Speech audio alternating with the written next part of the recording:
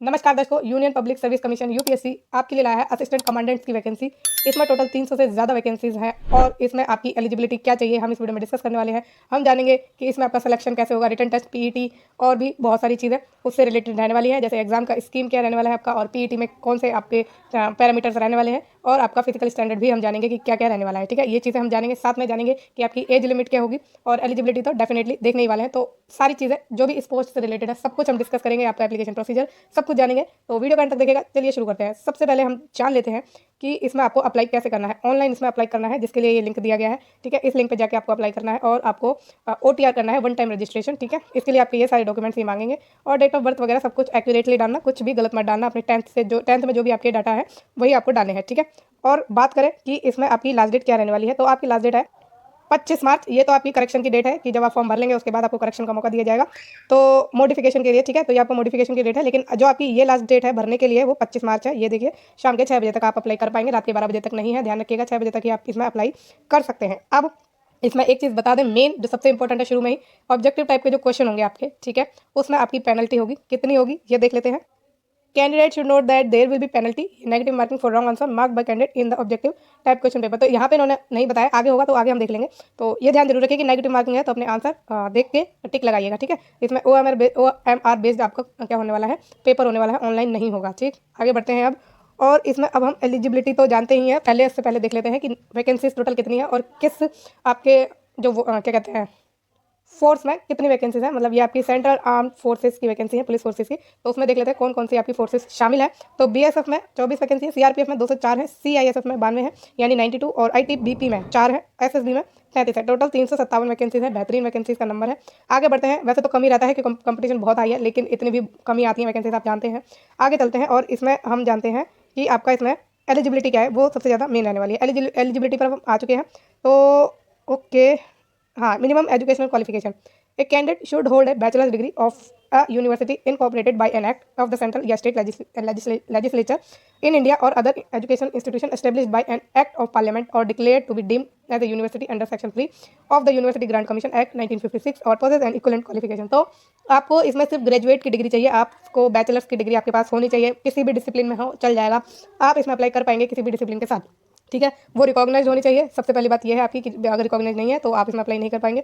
दूसरी बात, जो भी अपीयर्ड हैं, ठीक है, जो भी अपीयरिंग कर रहे हैं वो भी इसमें अप्लाई कर सकते हैं, लेकिन जब आपका रिटन टेस्ट क्लियर हो जाएगा तब तक आपका जो है प्रूफ होना चाहिए आपके पास कि आपने जो है अपना जो एग्जाम है वो क्लियर कर लिया है। ठीक है, ध्यान रखिएगा ये चीज़, अपीयरिंग वाले भी इसमें अप्लाई कर पाएंगे।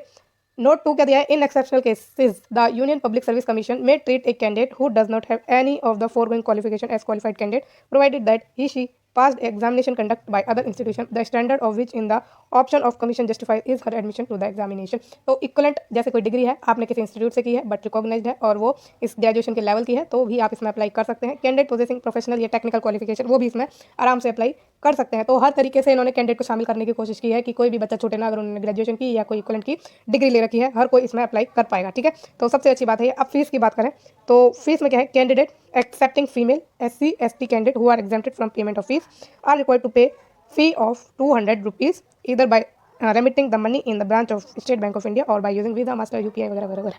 ठीक है, तो इसमें 200 रुपये की फीस है। किसके लिए है फीस, अनरिजर्व के लिए। ठीक है, और फीस किसके लिए नहीं है, फीमेल के लिए नहीं है, SC के लिए नहीं है, ST के लिए भी नहीं है फीस। ठीक है, तो ये जो आपकी कैटेगरीज हैं इनके लिए कोई फीस नहीं है। बाकी अदर कैटेगरीज के लिए मतलब अनरिजर्व के लिए, PWD के लिए फीस रखी है इन्होंने 200 रुपये।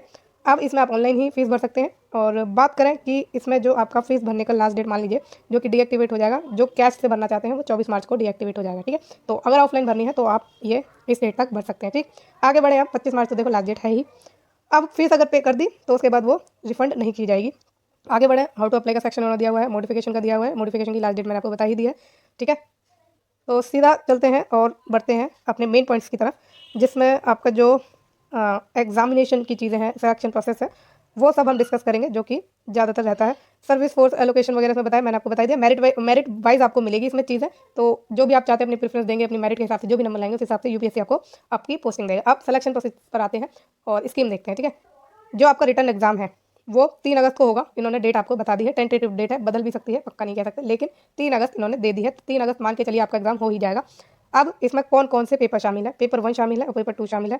ठीक है, 2 पेपर आपके इसमें होंगे, जो कि सुबह 10 बजे से 12 बजे तक आपका पेपर होगा पहला, और दूसरा पेपर जो होगा आपका 2 बजे से 5 बजे तक होगा। दोनों ही पेपर एक ही दिन में होंगे, मतलब रिटर्न जो एग्जामिनेशन है पेपर 1 एंड पेपर 2 दोनों ही एक टाइम में हो जाएगा आपका, एक ही दिन में हो जाएगा।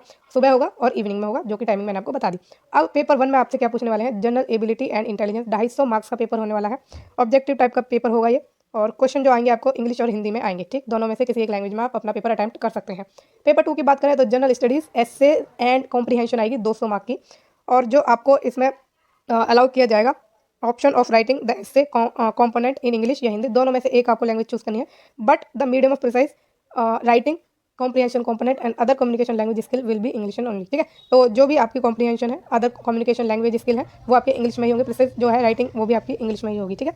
अब इसमें बात करें नोट 1 की, candidate should have ensure that in paper 2 they right the answer only in the medium allowed by the commission, ठीक है। तो ध्यान रखिएगा पेपर 2 में जो आपका कमीशन ने अलाउ की है लैंग्वेज, उसी में आप क्या करेंगे, पेपर देंगे, ठीक। और डिफरेंट कंपोनेंट, मतलब जो मैंने आपको बता ही दिया कि कौन सा सिर्फ इंग्लिश में देना है, कौन सा हिंदी में भी आप दे सकते हैं। No credit will be given for answer written in the medium of other than one allowed in the paper, ठीक है। Candidate will be required to indicate the medium of ऐसे component in the attendance list, तो attendance list में आपको अपना medium बताना है कि आप किस में दे रहे हैं, on the answer book also. और no credit will be given for the ऐसे component if the candidate indicates a medium on the attendance list on the answer book other than one in which he/she has written the essay, ठीक। अब note 2 पर है, there will be minimum qualifying marks separately in each paper as may be fixed by the commission, तो आपको minimum qualifying marks definitely लाने, but merit के base पर है, कट ऑफ के बेस पर है, तो ज़्यादा से ज़्यादा आपको मार्क्स लाने ही हैं। अब पेपर 1 इवेल्युएटेड फर्स्ट एंड जो इवैल्यूएशन ऑफ पेपर 2 है will be done only those candidate who obtain the minimum qualifying marks in paper 1, तो जितना आप पेपर 1 क्वालिफाई कर पाएंगे जो भी कैंडिडेट, उन्हीं का पेपर 2 इसमें क्या होगा, जांचा जाएगा। अब यहाँ पे देखो कहीं नेगेटिव मार्किंग की बात तो अभी की नहीं है कि कितनी नेगेटिव मार्किंग है, आगे हम देखते चलेंगे अगर है तो, क्योंकि 1/4 या 1 नंबर की हो सकती है आपके जो टोटल मार्क्स है उसके अकॉर्डिंग, ठीक। फिजिकल स्टैंडर्ड टेस्ट और फिजिकल एफिशिएंसी टेस्ट पर आए तो candidate who declared qualified in written examination, जो भी रिटन एग्जामिनेशन में क्वालिफाई हो जाएंगे उनको सम्मन किया जाएगा फॉर फिजिकल स्टैंडर्ड टेस्ट या फिर फिजिकल एफिशिएंसी टेस्ट, ठीक है। तो फिजिकल स्टैंडर्ड टेस्ट होगा इसमें, और होगा फिजिकल एफिशिएंसी टेस्ट। तो इन्होंने जितना स्टैंडर्ड बताया है फिजिक्स का वो आप देख लीजिए, अभी हम देख लेंगे, ठीक है। सम्मन किया जाएगा उन्हीं को जो रिटन टेस्ट क्लियर कर लेंगे, मतलब बुलाया जाएगा उन्हीं को जो क्लियर कर जाएंगे। अब physical standard as specify appendix 6, तो जो अपेंडिक्स 6 में है उसमें दिए गए हैं फिजिकल स्टैंडर्ड, वो हम चेक करने वाले हैं। उससे पहले फिजिकल एफिशिएंसी टेस्ट के बारे में जान लेते हैं। तो पीईटी जो आपका 100 मीटर की रेस होगी, और 100 मीटर की रेस मेल्स को 16 सेकंड में कंप्लीट करनी है और फीमेल्स को 18 सेकंड में कंप्लीट करनी है। 800 मीटर की रेस होगी जो कि 3 मिनट 45 सेकंड में कंप्लीट करनी है मेल्स को, और 4 मिनट 45 सेकंड में कंप्लीट करनी है फीमेल्स को। लॉन्ग जंप है इसमें, जो मेल्स को 3.5 मीटर करनी है लॉन्ग जंप, जिसके लिए आपको 3 चांस दिए जाएंगे, और 3 मीटर की आपकी लॉन्ग जंप है फीमेल्स की, और 3 चांस ही फीमेल्स को भी दिए जाएंगे। शॉर्ट पुट की बात करें तो 4.5 मीटर रहने वाली है, 3 चांस दिए जाएंगे, शॉर्ट पुट फीमेल्स के लिए नहीं है, ठीक है। और शॉर्ट पुट में जो आपका वजन है 7.26 किलोग्राम रहने वाला है। अब आपका जब ये पीएसटी हो जाएगा और पीईटी भी आपका क्लियर रहेगा, पीईटी मतलब एफिशिएंसी टेस्ट और जो स्टैंडर्ड टेस्ट है दोनों क्लियर हो जाएंगे, उसके बाद आपको इंटरव्यू के लिए बुलाया जाएगा, पर्सनैलिटी टेस्ट के लिए बुलाया जाएगा। और जो आपका फिजिकल एफिशिएंसी टेस्ट है will not be called for interview personal test, the interview personality test will carry 150 marks, तो आपका जो इंटरव्यू है वो 150 मार्क्स का रहने वाला है। अनक्वालिफाइड को नहीं बुलाया जाएगा, इसमें लाइन बताइए, ठीक है। मेडिकल स्टैंडर्ड टेस्ट आपको डेफिनेटली क्लियर करने हैं, और मतलब आप फिट एंड फाइन रहने चाहिए। जनरल एबिलिटी जो आएगी, अब इसमें आपकी क्या बता दी है, एग्जाम की जो आपका सिलेबस है सिलेबी है वो बता दिया है। पेपर 1 में जनरल एबिलिटी इंटेलिजेंस आएगा, मेंटल एबिलिटी जनरल साइंस आएगी, करंट इवेंट्स आएंगे, इंडियन पॉलिटी आएगी, ठीक है, हिस्ट्री आएगी, इंडिया की एंड वर्ल्ड ज्योग्राफी आएगी। General studies essay and comprehension पूछी जाएगी, इंग्लिश के क्वेश्चन होंगे which are to be answered in long narrative form either in Hindi या इंग्लिश, टोटलिंग 80 मार्क्स। तो जो आपका पेपर 2 है उसमें पार्ट ए है, पार्ट ए में जो आपकी कॉम्प्रीहेंशन है ऐसे है सॉरी, उसमें 80 मार्क्स के क्वेश्चन पूछे जाएंगे, हिंदी या इंग्लिश में आपको उसमें आंसर देना है। The indicative topics are modern Indian history specially of the freedom struggle, geography, polity, economy, knowledge of security and human rights issue and analytical ability. तो ऐसे किस पर लिखने को आएगा आपके पास, आपको आएगा फ्रीडम स्ट्रगल पर, ठीक है, मॉडर्न इंडियन हिस्ट्री पर आ सकता है, ज्योग्राफी, पॉलिटिकल एंड इकोनॉमी पर आ सकता है, knowledge of security and human rights issues पर आ सकता है, एनालिटिकल एबिलिटी पर आ सकता है। पार्ट बी पर जो आपको करना है, मतलब पार्ट बी में जो आएगा चीज़ें, कॉम्प्रीहेंशन आएगी, प्रिसाइज राइटिंग आएगी, अदर कम्युनिकेशन लैंग्वेज स्किल आएगी, और to be attempted in English only. तो पार्ट बी आपको इंग्लिश में ही करना है, जो कि 120 मार्क का होगा। The topics are comprehension, passage, precise writing, developing counter argument, simple grammar and other aspect of language testing, ठीक है। तो आपको जो पार्ट बी है वो सिर्फ इंग्लिश में देना है, और पार्ट ए जो है वो आप किसी भी लैंग्वेज में दे सकते हैं, ठीक है। तो ध्यान रखिएगा जो कमीशन ने डिसाइड की है लैंग्वेज, उसी में आपको पार्ट बी का आंसर लिखने हैं, आप अपनी मर्जी से मत लिखिएगा। आगे बढ़ते हैं और अब जानेंगे हम कि इसमें आपका फिजिकल स्टैंडर्ड जो है क्या रहने वाला है ना। तो चलते हैं आगे, उससे पहले पेनल्टी के बारे में यहाँ कुछ दिया गया है, वो चेक कर लेते हैं। तो मैंने आपको शुरू में बताया नेगेटिव मार्किंग होगी। There are 4 alternative for answer to every question. For each question for which wrong answer has been given by the candidate 1/3 of the marks assign to that question will be deducted as penalty. तो 1/3 1/3 की आपकी इसमें negative marking होने वाली है, ध्यान रखिएगा, ठीक। If the candidate gives more than 1 answer it will be treated as wrong answer definitely. If a question left blank तो आपको कोई नेगेटिव मार्किंग नहीं दी जाएगी। अब ये general instruction and fair mean वगैरह conduct in examination hall, answer sheet के particulars इन्होंने बताए हुए हैं कुछ। अब चलते हैं हम आपके फिजिकल स्टैंडर्ड पर, ठीक है, कि क्या आपके इसमें फिजिकल स्टैंडर्ड्स होने चाहिए। ये आपकी आइज़ का दिया हुआ है जो कि फाइन होनी चाहिए, सही होनी चाहिए। हाइट पर आते हैं पहले। तो हाइट मेल्स के लिए या मैन के लिए 165 सेंटीमीटर है और वुमेन के लिए 157 सेंटीमीटर है। चेस्ट की बात करें तो मैन के लिए ही है 81 सेंटीमीटर, ठीक है, जो कि अनएक्सपेंडेड है। और जो एक्सपेंशन के साथ है वो 5 सेंटीमीटर आपका एक्सपेंशन होना चाहिए, मतलब कि 86 सेंटीमीटर होनी चाहिए, ठीक। आगे बात करें वेट की तो 50 केजी होना चाहिए और 40 केजी है फीमेल के लिए, 50 केजी मैन के लिए है और आपकी 46 केजी वुमेन के लिए है, ठीक है। अब इसमें एक चीज़ है कि आपकी जो वेट है वो आपकी हाइट और एज के हिसाब से होनी चाहिए, वो आपके अपेंडिक्स 2B में दिया गया है। अब आगे बात करते हैं तो इसमें जो आई वाला सेक्शन है इसमें एक इंपॉर्टेंट चीज़ ये है कि विद ग्लासेस और लेसिक के सर्जरी वाले भी इसमें अप्लाई कर सकते हैं। जिन्होंने लेसिक की सर्जरी कराई हुई है उनके लिए कुछ क्राइटेरिया दिया गया है कि एज उनकी होनी चाहिए 18 से 35 साल के बीच, एक्सियल लेंथ होनी चाहिए उनकी 21 से 26 मिलीमीटर और कॉर्नियल थिकनेस 4 to 5 माइक्रोन होनी चाहिए। प्री लेसिक एरर 6D का होना चाहिए। पोस्ट ऑपरेटिव जो पीरियड है वो should not be stable reflective flap है। और इंटरवल की बात करें तो 6 मंथ आपको हो जाने चाहिए लेसिक की सर्जरी कराई हुई, ठीक। ये चीज़ उन्होंने दी है, तो आपके पास अच्छा मौका है। जिन्होंने अगर लेसिक भी कराया हुआ है उनको कोई टेंशन वाली चीज़ नहीं है इसमें, बट उनका टाइम पीरियड 6 मंथ का है कि 6 मंथ उनके कंप्लीट हो गए हों। अब आगे बात करें तो ये नेक वगैरह टीथ वगैरह इनका है कुछ, तो ये आपको पता ही है, सही होने चाहिए आपके।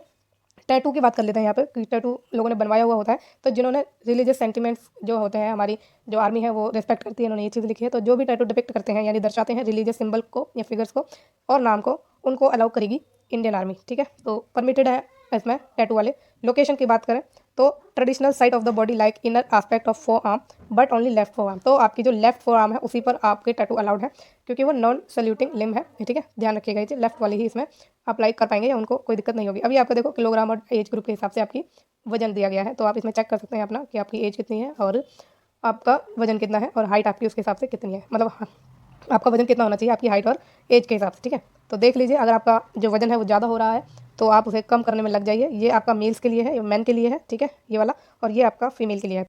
अब यहाँ से चलते हैं हम सीधा एज पर, ठीक है, क्योंकि एज रह गई है हमारी लास्ट में डिस्कस करने के लिए और सारी चीज़ें हमने कंप्लीटली डिस्कस कर ली है, कुछ भी हमारा नहीं छूटा है, ठीक है। तो एज आ गई है ये। तो एज में क्या है चीज़ें कि एज में 20 साल से लेकर 25 साल वाले अप्लाई कर सकते हैं, बाकी कैटेगरीज को इसमें एज रिलैक्सेशन मिल जाएगा। आपकी एज जो काउंट होगी वो 1 अगस्त 2025 से होगी। अब जो कैंडिडेट SC STs हैं उनको 5 साल का रिलैक्सेशन मिलेगा और जो OBCs हैं उनको मिलेगा 3 साल का रिलैक्सेशन और जो गवर्नमेंट सर्वेंट है, एक्स सर्विसमैन है, उनको 5 साल का मिलेगा रिलैक्सेशन, ठीक है। और जो टोटल रिलैक्सेशन है गवर्नमेंट सर्विसेज के लिए, मतलब जो भी क्लेम करते हैं अकाउंट ऑफ गवर्नमेंट सर्विस, उनके लिए 5 साल ही लिमिटेड है, ठीक है। तो ये आपकी रिलैक्सेशन की बात हो गई। तो सारी जो हमने डिटेल है वो कवर कर ली है, पूरी PDF हमने कवर कर लिया। अगर कुछ छूटा है या आपके मन में कोई डाउट है या आपको कोई कंफ्यूजन है तो आप मुझसे कमेंट के द्वारा पूछ सकते हैं, बिल्कुल बेझिझक पूछे। और ये वीडियो आपको कैसी लगी है मुझे कमेंट के द्वारा जरूर बताइएगा। और फ्यूचर में रेगुलर जॉब्स के अपडेट के लिए और इन टाइम नोटिफिकेशन के लिए इस चैनल को प्लीज़ लाइक, शेयर और सब्सक्राइब जरूर करिएगा। Thank you so much.